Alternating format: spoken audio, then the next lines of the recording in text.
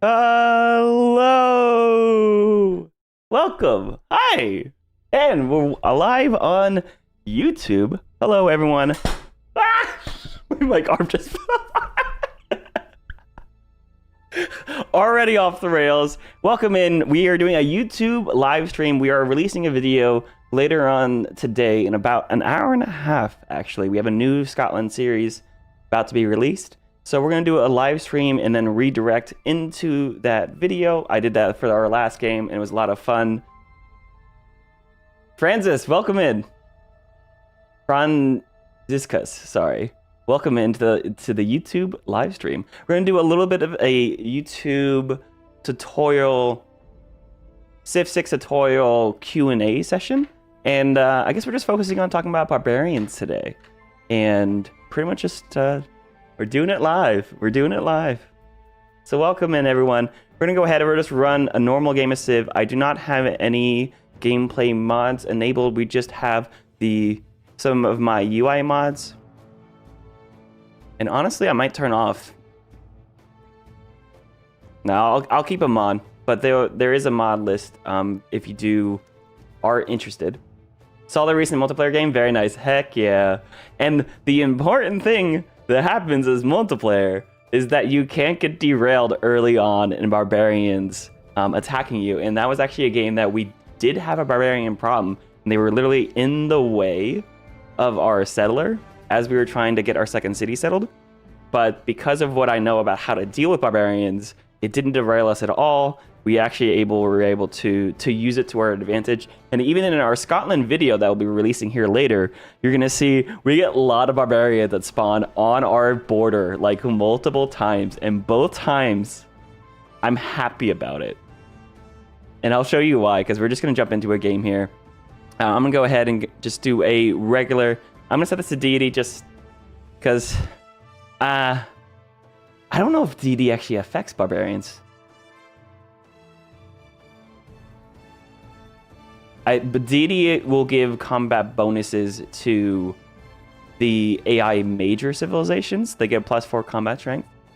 And I think attacking city-states as well. But I don't think Barbarians are affected. You always play on standard speed with your friends online. Still learning the game. 700 hours though? Yeah, exactly. Standard speed online sounds... incredible if you can get a game to last. But we're gonna do I'm gonna do a map type that is a little bit more open. If you are playing on Pangea, if you're playing on continents, those tend to have you all crammed together a little bit more with other major civilizations. If you play a map like Seven Seas or Highlands or Lakes, there are less ocean, meaning there's more land and there's more room.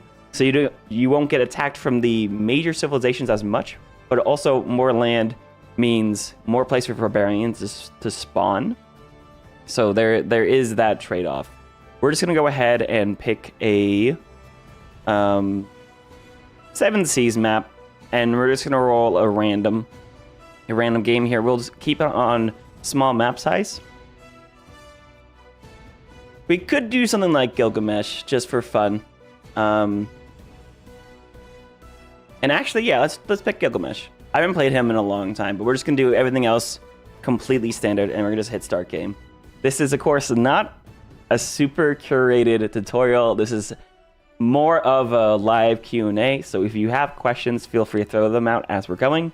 If you're watching the VOD after the fact, hopefully it's just organized in a way that it is helpful. I do a lot of this on my Twitch channel, where we have regular live streams on twitch.tv/whiteandnerdytv. Most of my Twitch streams are full-length games, but they are very beginner-friendly. Questions are always welcome. So if you like what you're watching today and you want to have a chance to ask some questions live and you missed me today, twitch.tv/whiteandnerdytv. whiteandnerdytv is a good place to find me. Aha! And we have a map. Depends on the situation. As with most things in Civ, it depends. It's gonna be something I say a lot, and I mean like a lot. This is actually a pretty interesting spawn here. We could talk about selling locations as well, but I do want to try to focus today's conversation on more of the barbarian aspect. Now, Gilgamesh is one of those civs that actually does have a synergy by attacking at barbarians. So how he plays might be a little bit different than playing another civilization. But remember, Gilgamesh's abilities, they're more for helping... Like, Gilgamesh is a leader that's put in the game as someone that you're happy to see when you're playing and you find him. And when you're not playing as Gilgamesh. You have to remember that. He will always accept friendship with you. And you get combat strength when you have him in a war with you. You share pillaging rewards, and your alliance level goes up faster too. So when it comes to playing him, I don't know if he gets the +5 combat strength. That's something we can test as well. But when you clear a barbarian outpost, you receive a tribal village, including you receive a tribal village reward in addition to the usual gold, and half the usual cost of levy city-state units. I completely forgot about that. So you can levy city-states, you can fight barbs, you can go have fun. I didn't even realize Gilgamesh is a city-state civ. That is so funny. We have ziggurats and war carts. War carts are going to be very important for us for clearing barbarians. They're going to be pretty helpful. In terms of our first settlement, I'm going to go ahead and move my warrior to see what is around here. But you could settle in place. If that was a follow, welcome in. I don't know why my alert didn't work, but if you follow me on Twitch, thanks to the follow. You could settle in place. Or you could go ahead and you could walk over to the ivory over here and get a pretty good starting tile to work.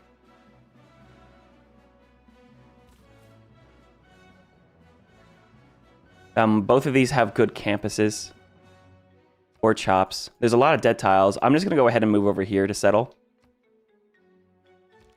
And this desert floodplain is actually pretty interesting. But again, we're going to mostly try to focus on the barbarian part. Now, you do have war carts as Sumeria. How I would approach barbarians in most games, most civilizations, I would say go for scouts early. But if you are a player that is new to the game and you're struggling with barbarians, there's a couple leaders that are really good for you. Gilgamesh, not necessarily a strong civ, but he does have synergies for attacking barbarians. Julius Caesar is really the go-to, like, I hate barbarians civ. And if you play as him, you get a +5 combat strength whenever you fight barbarians, and you always gain normal XP, as well as 300 gold whenever you clear a barbarian camp. I've already done a video on Caesar, so if you want to see him played, you can go ahead and watch the video on my channel. It's a spontaneous reason why and a good segue as to why I'm not playing him today. But you can go ahead and watch him and how well he goes against barbarians on the actual edited Let's Play. But we'll probably won't be playing him today. We'll probably play Gilgamesh and a couple of random leaders. Rudolph, welcome in. So we're going to play an opening today that's a little bit different than most of my games. Most of my games, I always say go scouts. Gilgamesh is one of the exceptions because you have a unique ancient era unit. And it's funny because it is actually, you don't have to go to the wheel to unlock his war cart. It is a Sumerian ancient era unit, stronger than all other starting units. You have the strongest unit in the game. It has melee strength of 30, which is actually very strong. They are expensive to build though, so you have to factor that in mind. You want to be focusing on some early production.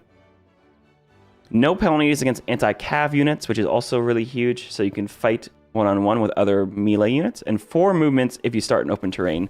So it's as fast as a horseman, so you're going to want to go for these very early. We also have a balance of food and production here. You could have settled for the +1 production here, but I didn't like how many dead tiles were open in this city. I'm going to go for animal husbandry first, because horses can spawn on these open, flat tiles, and horses are very good tiles to work, because a horse will give you +1 food, +1 production on a tile, meaning that both these tiles would become 2 food, 2 production tiles. They're great to work. And I'm going to go ahead. I'm going to try. The goal here with your starting warrior is you want to scout the immediate area around you. We actually have what looks like a very interesting mountain bowl here that could help keep us protected from barbarians walking in most directions other than right here. But most of the time, I see a lot of players who take a warrior and then they just go. They just leave their capital to go scouting. Your warrior should always be somewhere close by. Yes, you want to do some scouting nearby, but you always want to keep it close enough that you can come back to the capital whenever you need to, if a barbarian comes from the other side. That is probably one of the biggest tips I can give a new player, is that you got to keep your warrior nearby. We do see that there's a city over this direction using the settler lens. That's another quick little tip as well. And it is Zanzibar, which is massive. +1 envoy, because we're the first one to meet them. And we have +2 gold in capital, meaning we now have +8 gold per turn instead of +5. And then the +1 from here. So early gold per turn is nice, especially. Yeah, very nice defensive spawn with the mountains, coast, and a river. So you have, of course, places that you could settle. Plains, hills are always great to settle because you get an extra production when you settle them. And this is basically why I wanted to settle the ivory instead of settling in place, because I can still get access to all of these good workable tiles from here. Both of these forest hills are in range in my second ring, meaning I can get to them very quickly. Third ring takes longer to get to, of course, but we also have this +4 campus or holy site right there too. There's a lot to do here. Now, Gilgamesh is one of those very general civs where it's like, you aren't really sure what district to build first, unless you're going for war. If you're going for war and you're going to use war carts, it doesn't usually work well on deity just because they can get their own units to respond to your war carts quicker than you can like get your war carts to get to attack them. But here's a barbarians. On the lower difficulties, you could totally work hard with them. I would recommend, if you're trying to go for war, go for commercial hubs first, because if you're building units, you need to be able to have the gold income to actually sustain those units. So if we go to war cart, we can see these don't have a maintenance cost. Oh, interesting. Good morning, Donald. This default map setup. This is, I already forgot what map it was. I think we said 7 Seas. Default settings. Yes. Yes, guys, we're releasing a video here in about, under an hour, or a little bit over an hour. Ooh, goody hat. Nice. And we're going to be just dealing with barbarians a little bit. So that's the Barbarian Scout. How barbarians work. If you played Civ 5, they work differently than they did in Civ 5. Generally speaking, a barbarian camp stays idle. They might spawn a unit or two every once in a while, but for the most part, you have a anti-cav unit fortified in the barbarian camp, who are the defenders, and you have a barbarian scout. You saw the scout just run away. How barbarian raids work, this is the important mechanic, is that this scout has one job. Their job is to explore, find a city. If they find your city, they get a red exclamation point over their head. That means they have seen your city, and now they're going to go run back to the barbarian camp.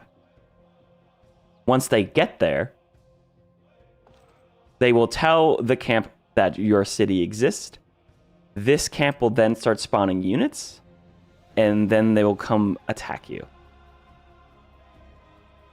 So, there's a couple ways to prevent that raid from happening. One is to make sure the scout never finds your city in the first place. So whenever you see a scout, they will try to run away from your units.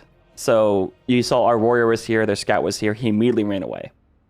Using your warrior and keeping him close to your capital, as well as scouts or other units, you can use your units to kind of box out those scouts and keep them away from your city And you'll see in my YouTube videos, a lot of times I will position my units in a way that will make the scout. So for instance, if there was a scout here and I was here, I would literally just, or I was here, I would step here or here just to make sure that he ran the other way. Or if they find your city, you could intercept them on their way back, doing the same thing, just get between the scout and the camp. And then they won't be able to get to the camp itself. And then you're trying to box them out while also trying to clear the camp. And then you can actually get raided. Hopefully we do get raided and I can show you what that looks like. But a barbarian raid is not necessarily a bad thing because there's a few things, a few tech boosts that you actually want in a game to hit so that you become, so that you can advance these techs faster. So first is kill a unit with a slinger. We're going to want to get a slinger early. Maybe we actually could have went slinger first here instead of war carts. And we'll definitely play another game where it's more generic and not Gilgamesh, just to show you the general how to open up against barbarians, but also kill 3 barbarians. Of course, killing a scout and the camp defender is not 3. That's only 2 units. So if a raid happens, they'll spawn multiple units. If you kill all of them, boom, you got that boosted. There's also other things like kill a unit with the spearman that you could boost if you have early spearmen, as well as later on through the game, kill a unit with a musketman, kill a unit with a knight. That includes barbarians. So if you kill a barbarian, you can get those boosts. So throughout the whole game, it's pretty useful. Now this barbarian, you have to look at how strong they are before you try to attack them. This guy has +6 from ideal terrain and +6 from fortified defense. That means it's been defended. He's been fortified for 2 turns, meaning he has 2 turns of defense, +3 for each turn. But also, he's on a hill in woods. So this guy has 37 combat strength. You can see we can attack and we lose half of our health. But I'm going to do it anyway. The reason being is that barbarians cannot heal. So if I attack once, I can then sit here and heal the next turn. And then next turn and the next turn until we get to Code of Laws. Because once we get to Code of Laws, we can run Discipline, which will give us +5 combat strength when fighting the barbarians. And then we can also get a promotion shortly after that. I'm going to focus food here so that we can actually grow instead of working this gold tile. So you see we're about to get our war cart. And we have horses. So horses actually spawn up here. That's a little unfortunate. It helps this city that we're about to settle up here, though. I was hoping it was in the capital. But after this, I'm going to go straight for archery, which I would love to boost with a slinger. And here's our war cart.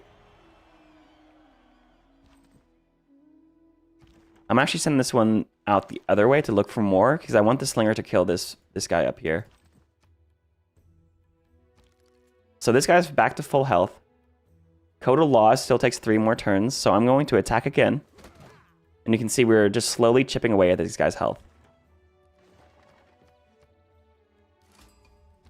We have Nalanda, a scientific city-state that gives us +1 science in the cap too.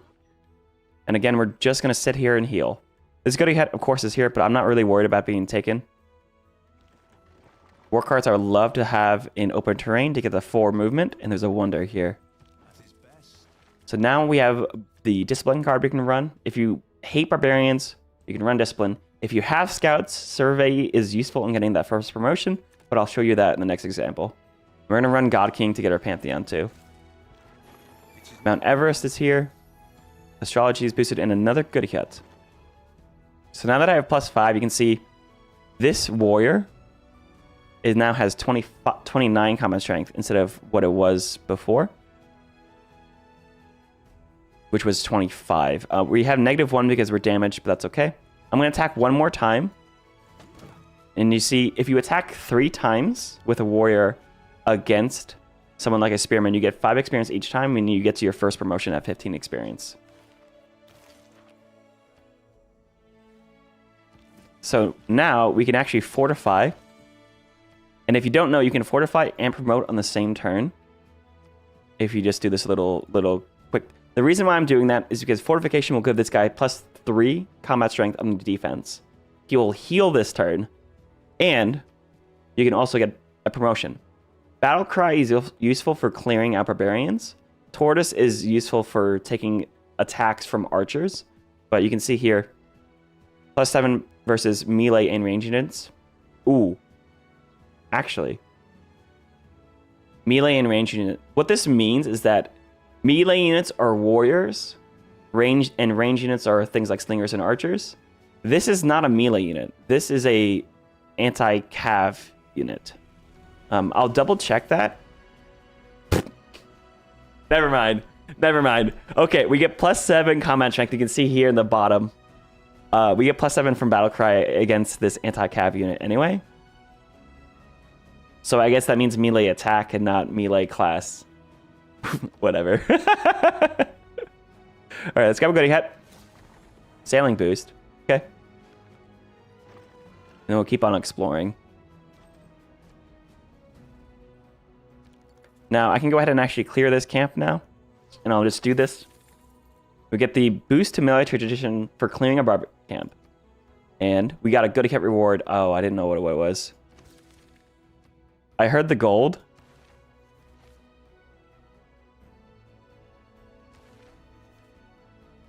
I don't know what the Gilgamesh specific bonus was. I missed it.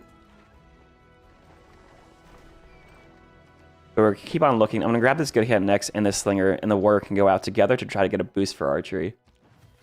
So this is ready to be boosted. I'm going to actually attack off of it. And we got 20 horses. That's useful. We also have a bunch of gold right now.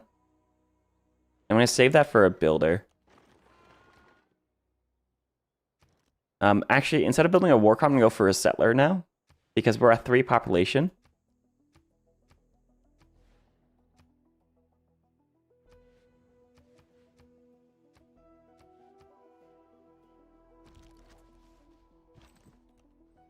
And hopefully, I mean, the good thing about this war cart is that he can just kind of run around looking for barb clans, like up here.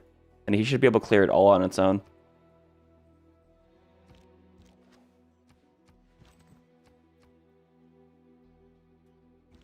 So you can see this war cart, 30 base combat strength plus 5 from the barbarian from clearing barbarians. And this slinger only has 5 combat strength, so you can one-shot a slinger if you roll high. We did not. We have gold, so I'm going to buy a builder just because we feel very defended. Your gold can be used for other things like buying units to clear barbarians as well. And there's another city-state. Awesome. So I know there's more barbarians up here. So I'm going to take care of the slinger who has the range attack.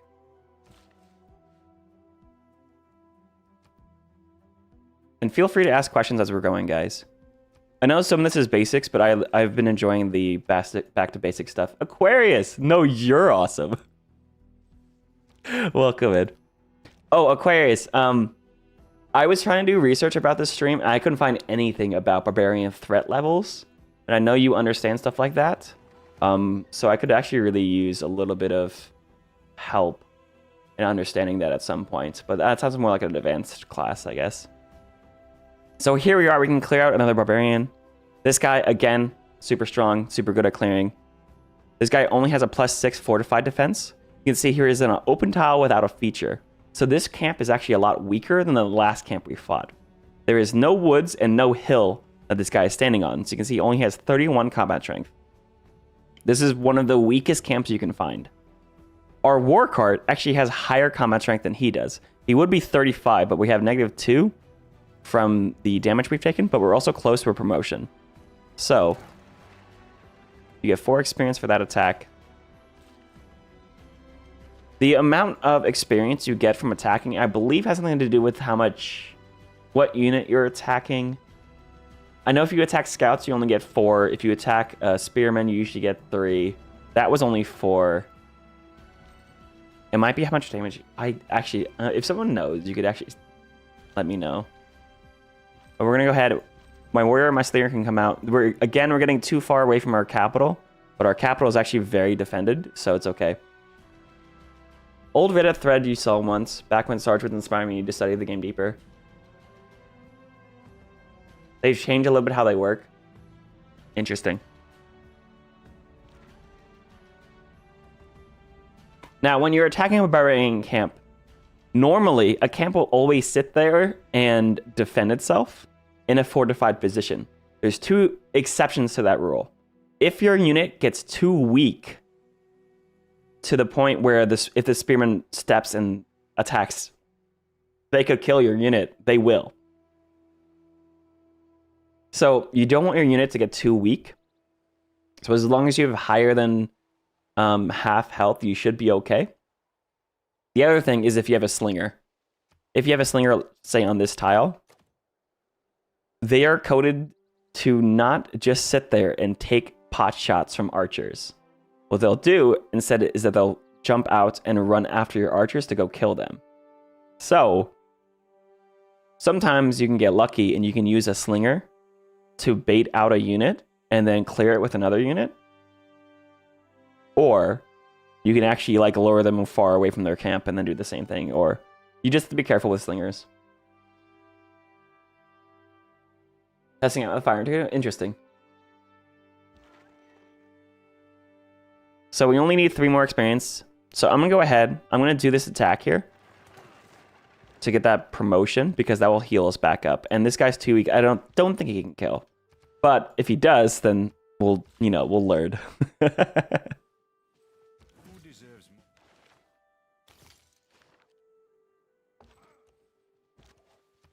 And yep, we're just gonna go keep exploring. I'm gonna go ahead and place a ziggurat here. Now ziggurats get 2 science and 1 cultural for next to a river. These are a ancient era tile improvement. Good for era score. Good for early stats too. You don't want to work these super early. You want to get your city to grow a little bit. But you can see here that increases our base stats quite a bit at the expense of production. So, depending on what tiles you have, generally speaking, I like to get to 4 pop before I work these ziggurats.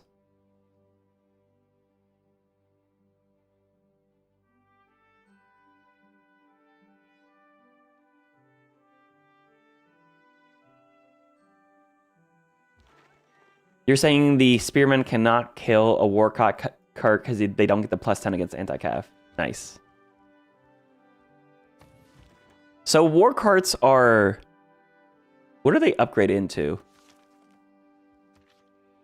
Knights. Okay, so it is technically a heavy cavalry unit that does not replace a heavy chariot. You start with it in the game. It is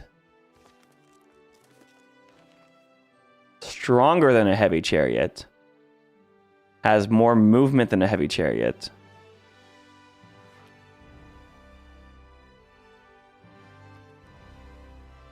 Is cheaper than a heavy chariot. And doesn't have the... Isn't weak to anti-cav. It's kind of interesting.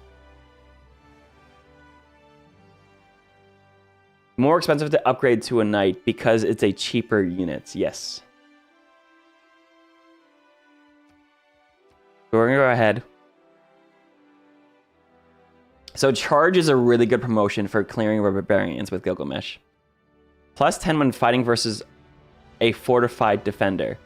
What's a barbarian camp? A fortified defender. So Gilgamesh actually is very good. War cards, 43 combat strength now against the barbarian camp. That's huge.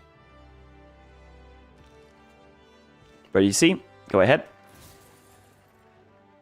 We got a free builder because you get a tribal village reward, and that's 3 barbarian camps, so we can actually get to encampments now. That's huge. That's super nice. All right, these guys are going to link up together and go together. Hopefully get an archery boost. Yeah. Oh, I didn't even... Aquarius, I just had to say. I didn't realize Gilgamesh is a levy civ. There's Matthias, and there's New Herald, but he also has half-cost levy city-state units. I was like, wait, what? So really, what we should do is we should go for Romani, put them in Zanzibar, levy their units, and go hunt barbarians. I didn't even realize. But now we have some good food, some good production in this city. Once we get to 4 pop, we can work this little tile here. And that scout's around somewhere. Now, when you clear a barbarian camp, a scout no longer has the mission of finding a city and then reporting back to the camp because the camp is gone. They cannot cause a raid. So what happens instead is that they become what we call enraged. A scout will attack anyone and anything at any time and just literally suicide itself against anything. So you have to be careful. If you have civilian units nearby, scouts normally do not attack civilian units unless they're enraged. Then they'll take your settler, then they'll take your builder. Or they'll attack cities, they'll attack units. You have to be careful with those scouts at that point. But they can't raid you, so that's nice. So again, these units are very far away from my capital, but because we're feeling very defended, and I'm looking for these tech boosts, and I feel good with our start so far. You could say it's a little greedy, maybe, but, you know, it is what it is. Oh, we have another wheat tile I could improve too. There's that scout. This scout was from this camp. So this scout is now enraged, and he will attack our warrior on the next turn. I don't know where the scout up here went. But you can see. Boom, he attacked us. So if you have a low health unit, you have to be a little bit careful.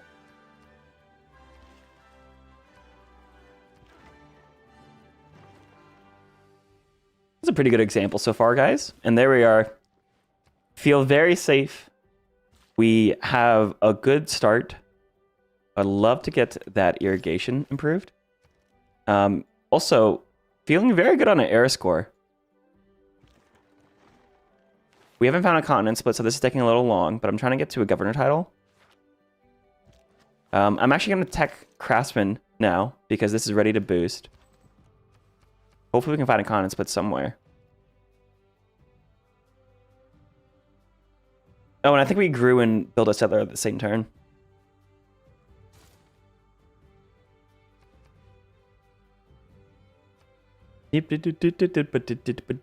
Ah! Oh, okay. Oh, we didn't lose our settler to a flood. Oh, that would have been a nightmare. And we still have a builder here, so this is okay. Aquarius, I'm very interested in watching you play Gilgamesh. Considering that you're one of the only players I heard that says that Gilgamesh is a very good civ. And now that I'm looking at his abilities, the problem is that I don't know if he gets the +5 combat strength when you're at war with a common ally. Does he actually? Is it actually a? Does it go both ways? The pacifist game, yeah, I do want to see that too. Fix that farm up. Tribal village. Where are the civs? I'm gonna keep these guys together too. There's a civ. Nice to meet you, Japan. Boosting writing.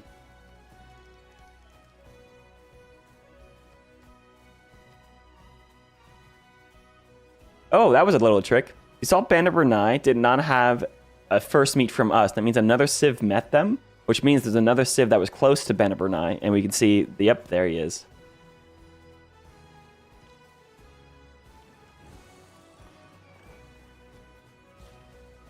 And now you can see we've dealt the Barbarians. We have two settlers, both of them with good food and production.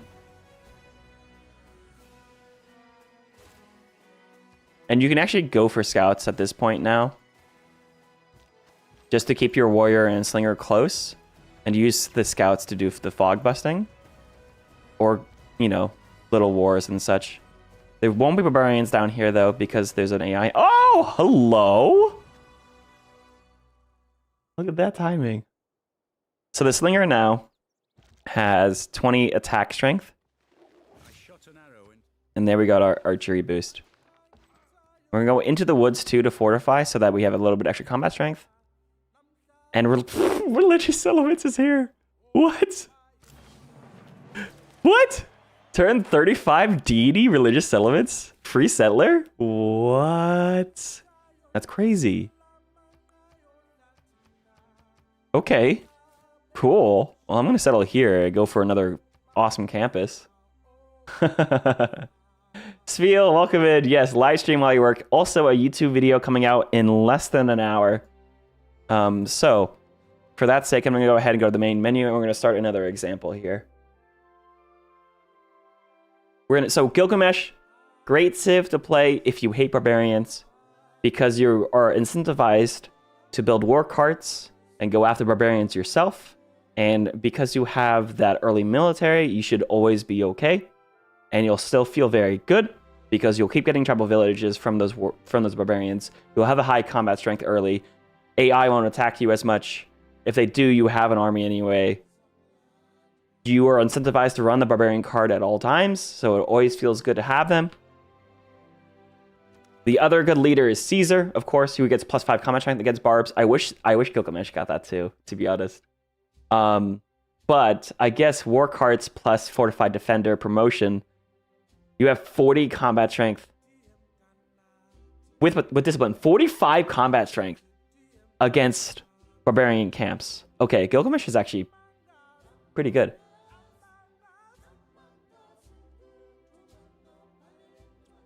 City states count as allies for the sake of policy cards. Interesting. Can you suggest a challenge? Anno, yes. I will write it down. Probably won't do it today, but I can definitely put it on a list. Also, we have a bunch of things that we did for CivGive. A bunch of challenges that I have to do. There's a one city challenge that we have to do without game modes, by the way. Because we did a one city challenge with game modes before. With Portugal, and it was awesome. And a lot of fun. And kind of easy.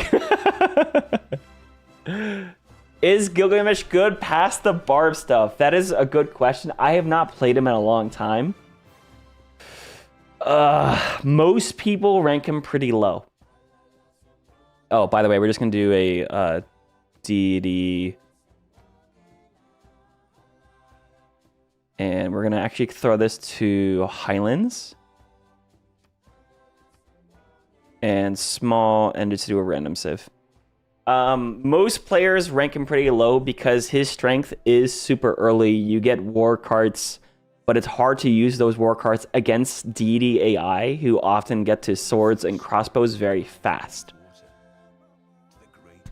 But he has 2 early sources of error score. He has a good anti-raid ability, meaning between those 2 things, you can pretty much guarantee a relatively good start. You also have the Ziggurat, which will guarantee any city that you have can contribute at least a little bit of science and a little bit of culture to your empire, including including AI civs that you attack. If you conquer their cities, and they're terrible cities, at least they can give you some science and production, but it's at the expense of food and production that you have to work. So, I would say Gilgamesh is a good civ if you are a good player and you already know how to attack the AI very well. He's a hard civ to use, though, for less experienced players. So I would say if you already know all the principles of war and stuff, he can be very good. But if you're a more average player, he's not as good. I hope that's helpful. Something like Aquarius with Gilgamesh is he's highly ranked, but with someone else, it's a little bit harder, I would say. Aquarius, I would say yes, but like Nerdy said, you're only when it says so. You'll post the challenge in the comments. Fantastic, awesome. Yes, guys, if you're in the live stream, feel free to leave a comment for engagement reasons. Not for you. I would challenge you to try him for yourself. But be aware, war carts are not for attacking the AI. War carts are for clearing barbs. As a general rule of thumb. So, if you spam war carts and you attack your nearest neighbor, if they're close, if you're playing on a continent's map and it's really crowded, it might work. But but be aware that there's limitations to them. If you're playing on deity, if you're playing on emperor, they could be fantastic, by the way. So when I'm talking about like rankings, I'm talking about playing against deity.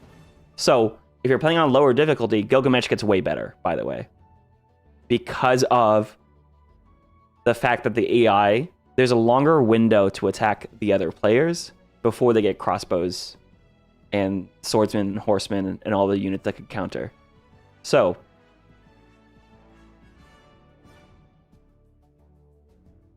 it depends, you know, classic.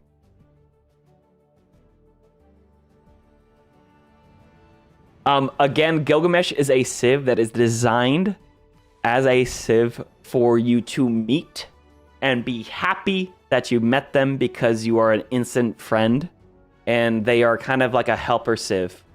They're a civ that always makes you happy to see, which is a good emotion, as opposed to meeting Babylon, which is a, oh no, like the highs and lows that is civ RNG. That is why he's in the game. On multiplayer, Gilgamesh is very scary. For sure. Okay, so this is another leader. We have Varangian Herald, which is actually a very interesting civ. I'm not going to go over his leader abilities too much. We're just talking about Barbarian stuff. So, given this start, I'm going to move to the Plains Hill to settle, and we're going to settle right here. Just so that way you have 2 food to production in the cap, in the city center, and the tile to work. So, now, in most games, I would say, if you are having trouble with Barbarians, there is nothing wrong with going like Warrior Slinger openers or Slinger openers. I personally will still recommend at least 1 scout. I generally play double scout openers because exploring and getting era score is really, really important, as well as the general rule of thumb is that I keep my warrior and military units close to my cities to defend my cities, and scouts can go ahead and go out and explore very effectively. They can get promotions, they can explore really fast, and they're cheap to build. But a good middle ground, scout slinger. 1 scout, 1 slinger. The benefit of this is that you have 1 unit that's dedicated to finding other civs, exploring the local area, and 1 unit that's dedicated to staying home and defending your territory, as well as getting you a little boost for archery. So, Norway is a religious civ. You don't necessarily need a religion. You just want to get holy sites at some point, and you also want to get harbors. We are going to tech up this way then, so I'm going to go for sailing. We don't get our longship, unfortunately, but we will go for boats early. The other thing is that if you're going naval, you also want time to get a galleon to explore. But this is highlands, so this is going to be very small sea. So, Gilgabro indeed. So, if you on hills, you generally get more vision, by the way, because of the way that altitude works. That's another thing. But basically, a flat tile is an altitude of 0. A flat tile with a tree has an altitude of 1, so does a hill. If you are at a lower altitude, you can't see over a higher altitude. So if you're on this tile, this flat tile, you can't see over the hill when you normally have 2 vision. So you can't see 2 tiles away. A hill with a tree is an altitude of 3. And then a mountain is an altitude of 4. So we can see over this hill because we're at the same altitude, but you can't see over the hill with a tree because this is a higher altitude. That's why you can never see over top of mountains, but it gets really weird when you have hills and trees and stuff like that. But the whole point there was to say exploring on hills is useful because you can see further. You can also see that there's a city-state this way and a good hit. Volan, they came and met us. Not first meaning a civ is somewhere near them. So hopefully, oh, why does this always happen on example games? Okay, we got a relic. Can I explain flank bonuses? Yes. So flanking and support bonuses happen at military tradition. You need to get military tradition before you actually get these. So remember, it does not apply if you don't have this. Meaning early war will actually incentivize you to go up this way instead of going straight to political philosophy. Flanking works. Say we're attacking a unit right here. If you attack this unit with my warrior, nothing, you don't get any flanking bonus. But if you have multiple units nearby, say I have another warrior right here. When I attack this unit and I have military tradition, you have a 1 unit flanking, meaning you get +2 combat strength on the attack. If you have another unit, it stacks. So you get +2 per unit that is flanking. It doesn't have to be on opposite tiles. It could be immediately adjacent. You're still flanking. Now, support bonus is the defensive aspect. So, say this unit went to attack this warrior. This warrior gets +2 support bonus because it has 1 unit adjacent to it on the defense.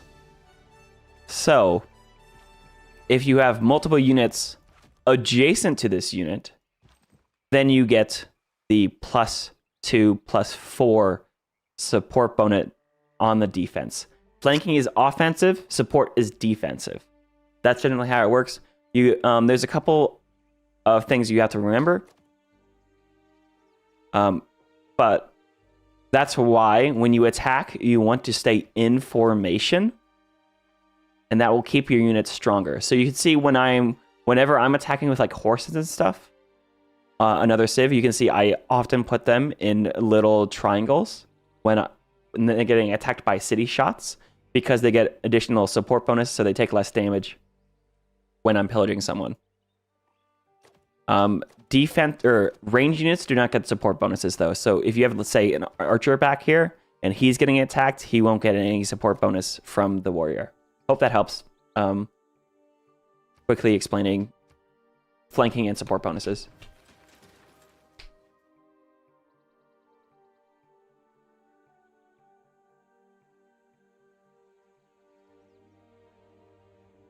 Woolen is ideal for this civ.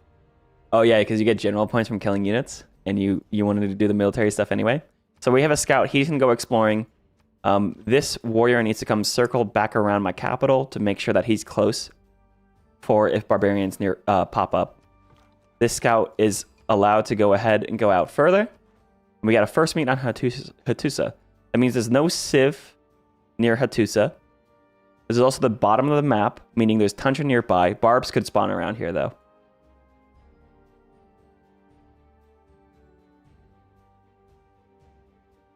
Ranged units can add to other melee units flanking, but don't get a flanking bonus themselves when they attack.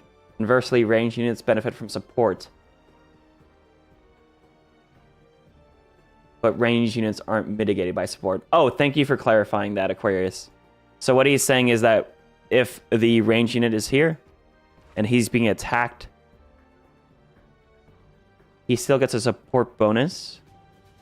Am I thinking about BBG? Did they remove it in BBG?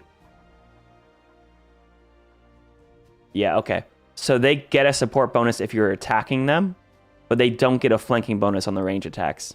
So for instance, if there's another archer here, and they're attacking this archer will get a support bonus on the defense, but this archer won't get a flanking bonus if, say, there's another warrior here.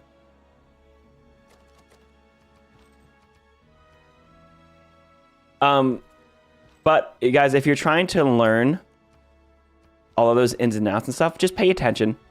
Pay attention when you're attacking and look at the combat strength modifications down here and it will help you learn.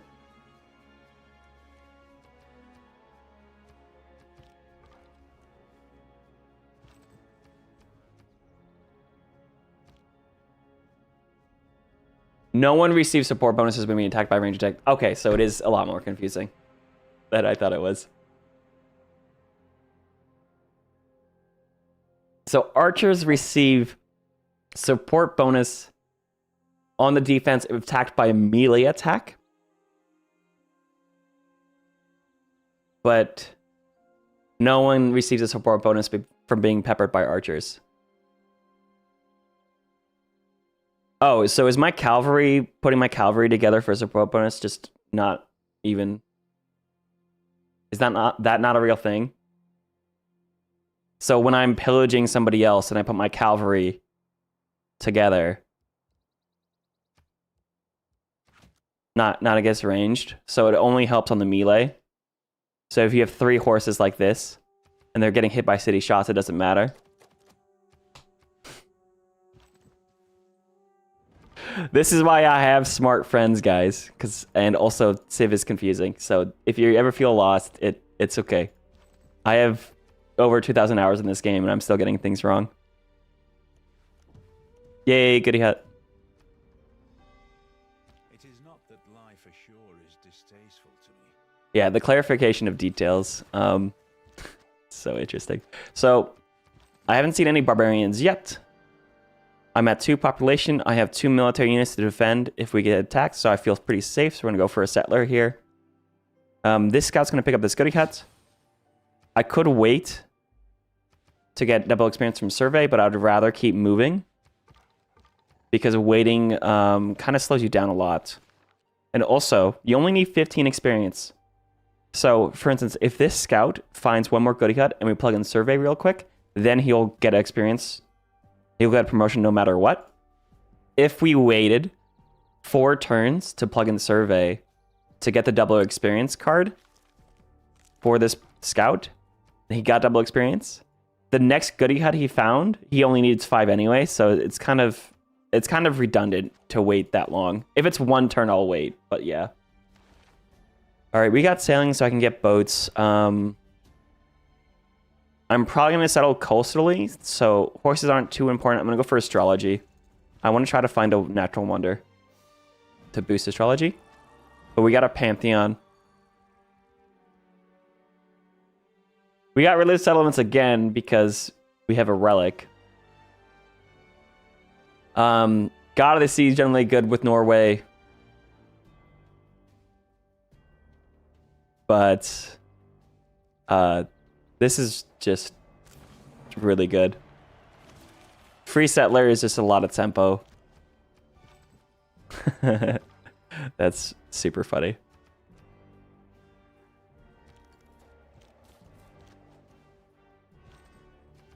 And I'm going to keep on exploring around. Again, fog busting the immediate area around you is really important. Now, so this is what I would normally say with survey versus discipline.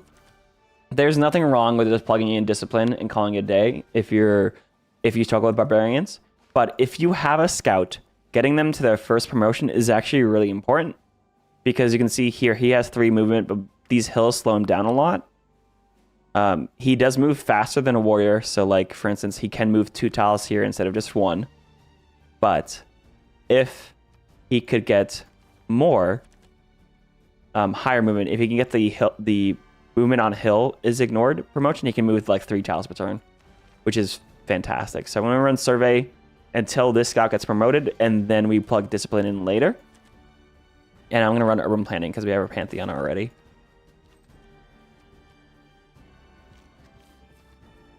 We have a luxury here. And I'd love to settle on this cattle, I think. I also want to look for gold holy sites. There's a barb camp. And there's Portugal. And there's a wonder. Which I only found because he settled on it. Okay, great. Hopefully I can snipe this barb camp. Oh! Oh! I'm so close. I won't get it, though. That's okay.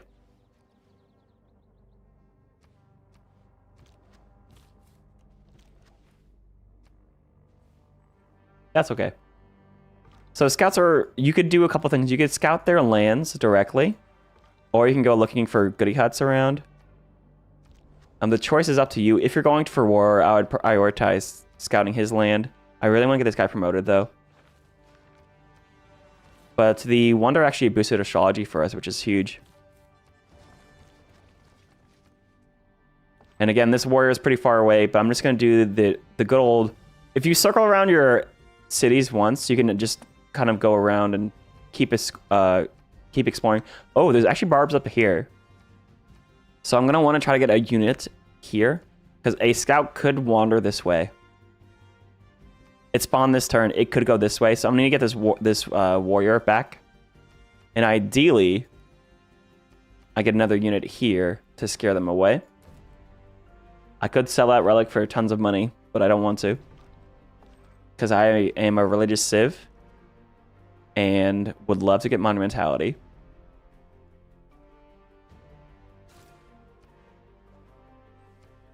A physician with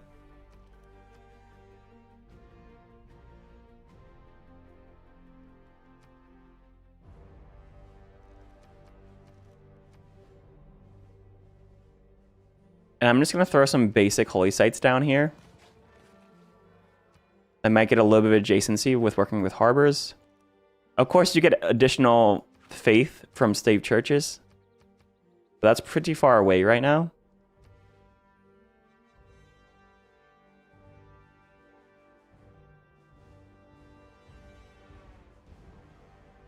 So I'm just going to take the +2.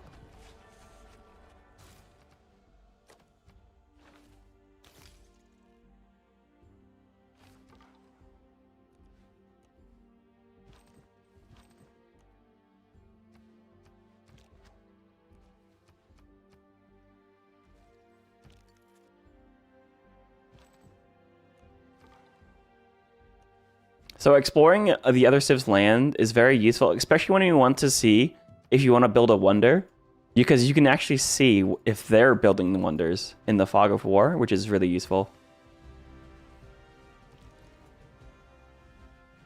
Why do you put down the district already? Do you lose flexibility? Yeah, so there's a give and take there. You do lose a little bit of flexibility, but the sooner you place down your districts, the better. Generally speaking. The reason being is that districts, you'll notice that this is only 63 production right now, but that will scale throughout the game. The more tech and civics or civics you unlock, whichever one's greater. So for us, it's technology. The more technologies you have, the more expensive that your districts will get. So you can see here, if you look at, say, a holy site is 50 for production base cost, but that is higher every time you advance a technology. So you can see here we have 2 techs, so our holy sites are 63 production. If you place it, it will no longer get more expensive. So generally speaking, as soon as you can, you want to place them, even if you're not building them immediately. Now, you could have argued to like buy a tile here to put a +2 holy site there that will expand, or that will scale later in the game, but I prioritize holding on to gold per turn, or my gold early too. Especially in the situation where I want to buy a slinger and go up here.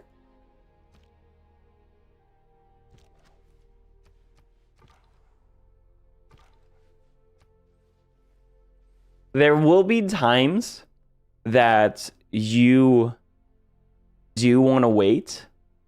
If you need a turn or two to think about it, like for instance, if you're waiting on a Pantheon or something like that, you can wait until like all the way up until the point that you're about to advance a research, advance a tech. So for instance, I could have waited those past 2 or 3 turns to place those holy sites until I got to 1 turn on Animal Husbandry. Once you are ready to unlock Animal Husbandry, I would recommend placing those holy sites just to save a little bit of production. There's other reasons like district discounts, which I don't want to talk about today because it's more of an advanced topic. But I talk about that in my my YouTube videos a little bit. Another small benefit is that strategics could spawn underneath them. Yes, that's a good thing, you know. So for instance, horses, If this is this a flat tile? It is. Horses could have been underneath this tile. Now, what that means is that I lose out on a productive 2 tile, but you get those horses immediately. But if, for instance, I had a plan to put a government plaza here, and then a city here, and then put some like commercial hubs, and I was really, really happy with what my game was looking like, my district plan, those horses would prevent me from putting a district there, and it can be a problem. Iron is one that is very infamous for ruining district placements. Iron can pop up on these open hills. So for instance, if I wanted a campus here and we research bronze working, which is later on in the game than horses, so it tends to ruin people's plans more often, it can be annoying. Right, there's a settler. We're going to send them over here. Go for holy sites. Get a religion. Go for pottery. Actually, I'm going to go for celestial navigation soon. I also want to get some builders and to get some boats improved.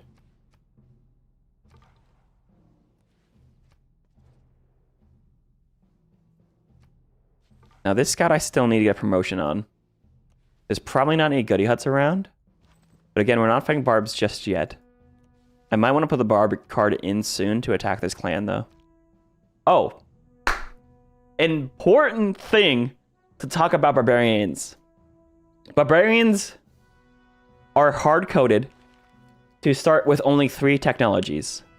They start with sailing, shipbuilding, which let me actually pull this up just to prove this to you guys. Civ 6 barbarian. So if you look at the wiki,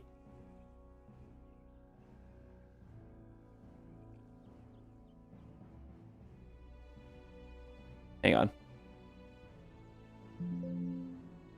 Yes. So barbarians start with bronze working, sailing, and shipbuilding. The reason being is that they need to be able to have spearmen, galleys, and quadriremes. All of these can spawn from the start of the game. So it's not Coupe spawning quadriremes. It's just that barbs can already spawn quadriremes. Now, their technology will advance throughout the game based off of who has... It's not who has the most advanced technology. Once 50% of the players have an unlocked attack, the barbarians also get that tech. So, once 50% of the players have unlocked swordsman, the barbarians will get swordsman. That means in a 6-player game, when 3 of us unlock swords, barbarians will get swords. You'll notice Babylon is in this game, and he gets blamed a lot for advancing the tech of barbarians faster because he does things like this. You can see he's already in the classical era. He's built a pasture, which means he's already got horsemen unlocked. The reason why he has a reputation for advancing tech eras or barbarians faster is, one, he always has advanced tech. So if he builds 3 mines, he will unlock man-at-arms. In barbarian clans, which is the optional game mode, it works differently than it does in the normal game. In the normal game, 50% of players need to unlock man-at-arms before barbarians get man-at-arms. In barbarian clans, 1 person needs to have unlocked it for barbarian to start getting that tech. So if you're playing barbarian clans and Babylon is in your game and he improves 3 mines, you will start getting barbarian man-at-arms. Apparently, there's also a glitch in the game where it doesn't matter in barbarian clans if Babylon's in the game, because apparently in some instances people have reported that all it has to happen is that a tech is boosted by a player for barbarians to get it. which is totally unfair. So if anyone builds 3 mines, Barbarian Man-at-Arms will appear. I don't know if that's true or not. It's been a while since I've tried to play with Barbarian clans, but I remember being very confused about what the heck was going on. And I don't know if that's a glitch that's been fixed or not. So, just be aware, if you're playing with Barbarian clans, things can get a little bit dicey. People still debate on the last point? Yes. Yeah. So, it's interesting. I see a lot of people on Reddit arguing about how Barbarians work. Back and forth, and neither of them realize that they're playing on 2 different game modes. So remember, Barbarians, normally, without the game mode, it takes 50% of players to get a tech for the Barbarians to get that tech. With Barb clans, it's 1 person.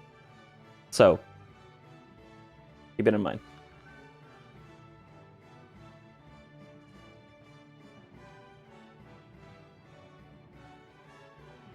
So, when Barbarian clans, we should probably play an actual game with Barbarian clans enabled to show the difference there too. But when they've unlocked a unit, so what Aquarius is talking about is that sometimes you will look at a Barbarian clan, and in that game mode, you can buy units from them. Sometimes those units are way out of the tech for some reason. Like, you could buy Man-at-Arms, like, super early. That's because someone has boosted or completed apprenticeship. And before the Barb clan has spawned those units, you could actually start buying them. So, Barb clan is a give and take game mode. It's very interesting. I'm not 100% sure how it works. But just keep in mind, if you're playing with a game mode, things get a little crazy. You were about to buy a submarine from a clan in late medieval one time. Alright, submarines are boosted by owning 2 privateers.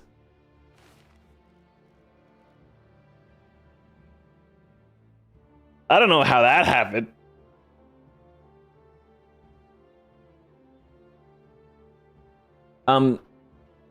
So,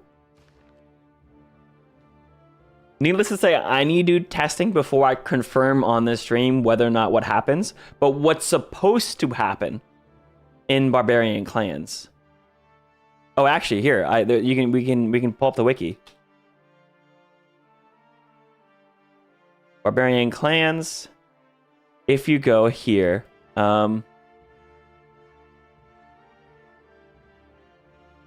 in this mode, Barbarian technology scales faster than you may meet advanced Barbarian units with no civilization that is currently unlocked. Barbarians unlock a new technology once a player unlocks it or gets the Eureka. So, this is what the wiki says. This is unlike regular Barbarians, which unlock a technology when 50% of players have it. So, Barbarian clans, whether or not it's supposed to be this way, according to the wiki, they get it whenever one player gets a Eureka. It's supposed to be when the first player unlocks it, but there is a bug where they are unlocked when one person gets the Eureka, not the technology. So Babylon makes no difference with clans on. Good to know. I think the problem is that Babylon, for whatever reason, has a high tendency to spawn in your games regardless. He seems to spawn in my games anytime I don't pull him out of the leader pool. Like, every time. It's ridiculous how often he spawns.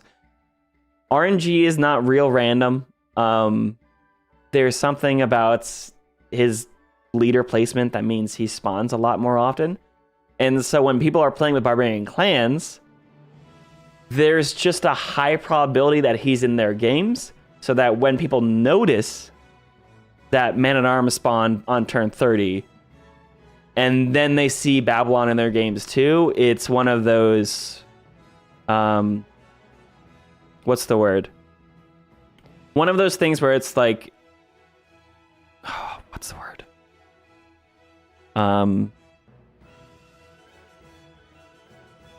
confirmation bias. Every game. So I generally take Babylon out of my games just because I'm tired of playing against him. He's always in my games in general, but Babylon cheats like super hard, so it's not even fair. I hate Babylon in my games. You often get the same leader. Exactly. So you always see Peter. You always see which leaders always pop up. Gilgamesh is one that you're never unhappy about popping up frequently, but like, yeah, it happens, dude. It happens. So yeah, important things about barbarians. Barbarians versus barbarian clans. So, for those that loved Raging Barbarians in Civ 5, Barbarian clans is both harder and easier. By the way, I'm gonna hit next turn here. It is harder because the units you have to fight are tougher because they're more advanced, but it's also easier because you can buy units for very cheap and go ahead and clear those camps very easily. So there's give and take there. No +3 Holy Site kind of stinks here. But we will take what we can get. So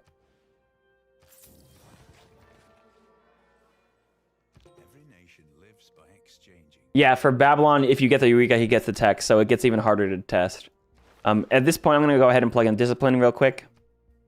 My Scout probably won't get any experience anytime soon, unless he finds like a wonder, and at that point, he would get the full promotion anyway, so not worried about him.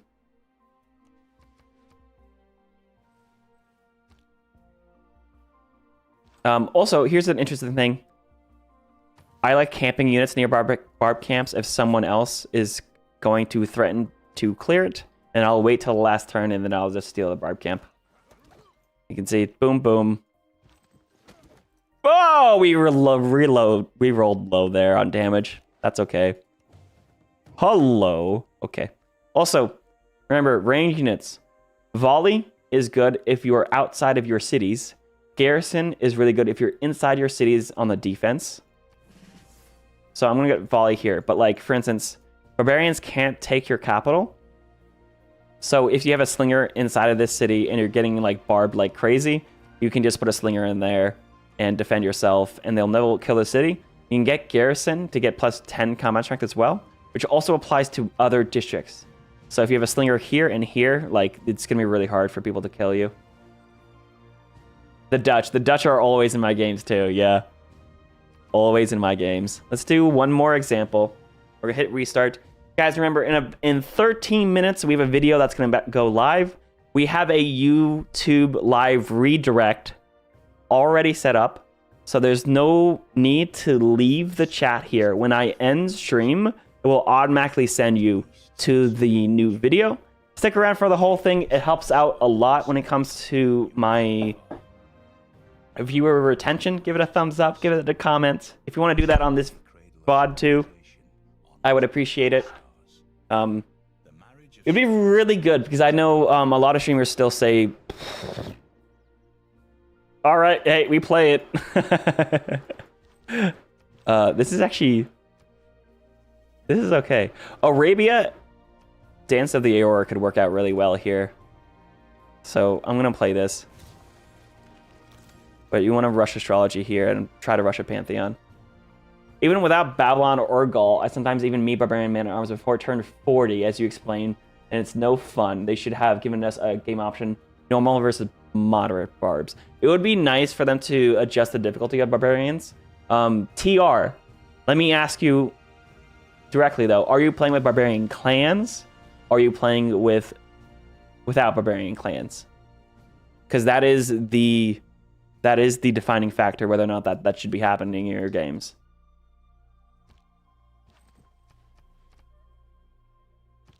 Also, working this culture tile is pretty weak. All these tiles kind of stink, actually. So, but the tundra's nearby. We'll probably get oh, there's desert up here too. Okay, so this is the instance where I don't want to go up this way. It gets too it takes too long to defend your city here. Like, Barbs are going to pop up here at any minute.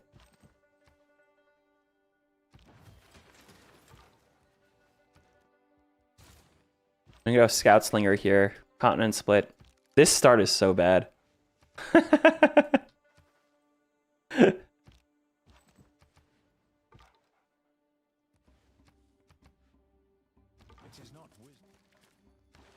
So we'll run Survey in God King. Again, trying to get a promotion on the Scout quickly so that you can plug in the Discipline card for the rest of this time. I'm just pressing a hotkey. I have Z set to next turn. So that, or the next available option. So that I can play through my turns quickly. Helps a lot in multiplayer too. You play mostly with Barbarian clans because you want to have the city-states. So TR, if you just jumped in, there is a problem with Barbarian clans. It is designed differently than regular Barbarians. So, in regular Barbarians, when a new technology is unlocked, when 50% of the players unlock a technology, Barbarians also get it. That is middle of the road. Barbarians always have middle technology. That is how the game is normally designed. In Barbarian clans, Barbarians technology scales faster than without. What happens is that Barbarians unlock a new technology once a player unlocks it. So one player unlocks it, not half the players. So if one player is way advanced in tech, so are the Barbarians, which sucks. But there's also a bug, which means if a player just gets the Eureka for a technology, then it happens. They also get that tech. So Barbarians will be the most advanced technology in the world, and they will get man-at-arms whenever anyone builds 3 mines. It's not just Babylon. So like you're saying, even without Babylon or Gaul, you meet Barbarian man-at-arms before turn 40 because the other civs or yourself have built 3 mines at that point, and Barbarians have unlocked the man-at-arms technology. This is a bug. This is not how the game is supposed to be designed. It is a problem. So, I would recommend, if you hate that, play without Barbarian clans. Yes, you can't buy an early unit. And yes, you won't be able to get those extra city-states to pop out throughout the game. And it's unfortunate. But there's the option is either play the game and just set up the city-state slider to get more city-states, or play with Barbarian clans with busted Barbarians. It's kind of all you have right now. And it's unfortunate, but it is what it is. And knowing it's gonna be that way a while, unfortunately.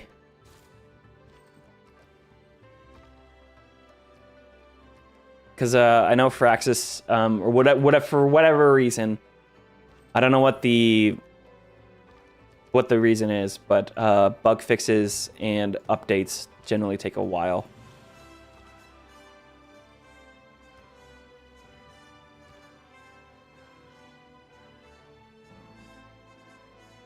You wish they had implemented bards differently. It's interesting because, like, the point of the Barbarian clans is that Barbarians are tougher. You have to think about it that way.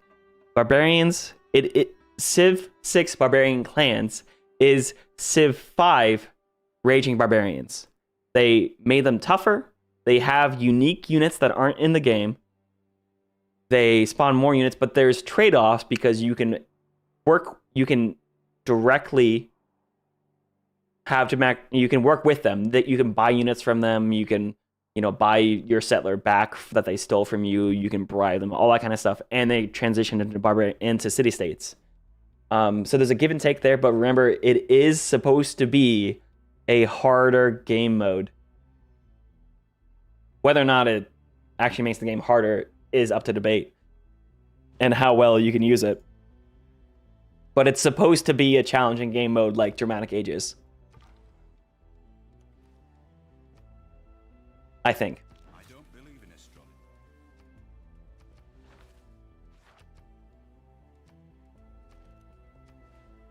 All right, let's grab this holy site. I need to get this faith return as soon as possible because it's the only way we're going to save this game.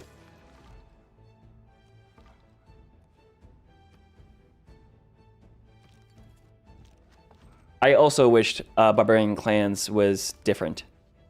I, for a long time, thought Barbarian Clans should have been base game. Like, it's wasn't even like an optional game mode for me until I like dug deeper and figured out more about it. I love that city states pop up. I love that you can buy units. I hate... Ooh, Auckland. That could save our game too. I love that basically you have room to settle as many cities as you want, and then the city states come. But there's a lot of issues. So this is an example where they are coded to not sit there within 2 tiles of a range unit and take pot shots, even though this unit doesn't have a range of 2. They'll still come after a ranged unit.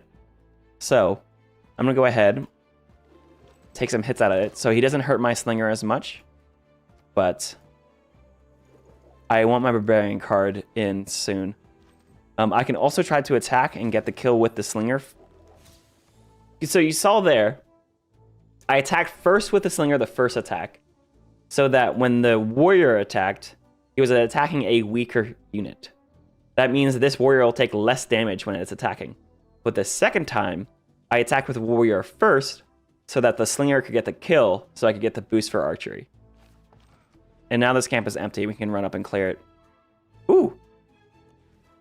Also, when you're running survey, you can get 8 experience from attacking another Barbarian scout with your scout, which is actually a pretty good use of... I'm not going to be able to catch him. Is a good use of action economy and getting experience. So I need to keep this in. I need to run... Oh, I'll keep survey in because the barb here is dealt with. I'll clear that. Get a promotion here.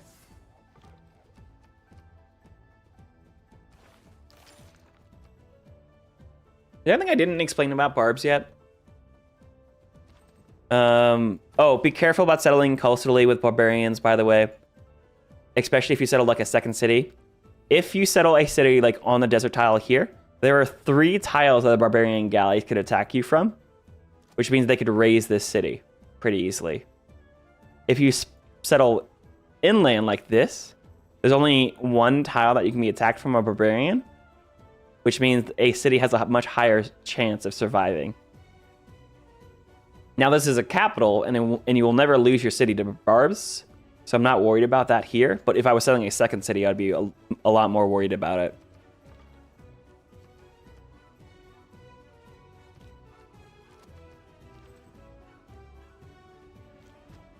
And I'm going to keep my slinger near my capital. Horses? Nope. Yeah, this spawn is awful.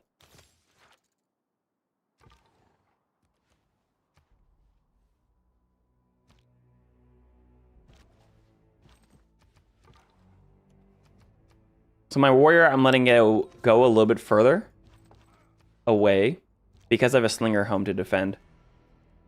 Wait, let me get the shrine. I need to get this Pantheon as soon as possible. Lahore.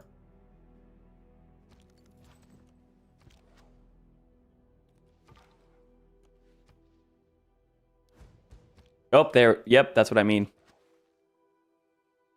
Though this is probably the scout from this camp. So this scout should be enraged, and he'll probably attack our city. Oh, no, he's just being crazy. He's running. Oh, that's a different. Yep, this is for a different camp. Dance of the. Oh, yep, Dance of the Aura is not here. I was hoping we could get Dance of the Aura and Work Ethic and try to save this game, but this game is absolutely not. This is really bad. You could try to get food and production on camps, maybe. Camp. There's no camps up here. Desert folklore, maybe. You would have to do the same play, but you have to go up here and get holy sites and campuses. Holy sites by the desert.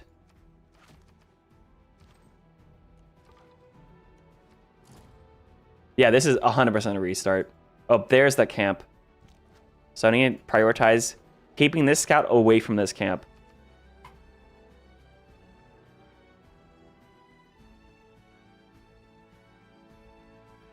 All right. But guys, with that, I'm going to end here because it is 11 o'clock. Our new video has just dropped. So we'll be ending stream here. You don't have to click anywhere. We will be immediately being live redirected to the next video. This is a very, very fun, happy start. So I'm going to end right now. Bye.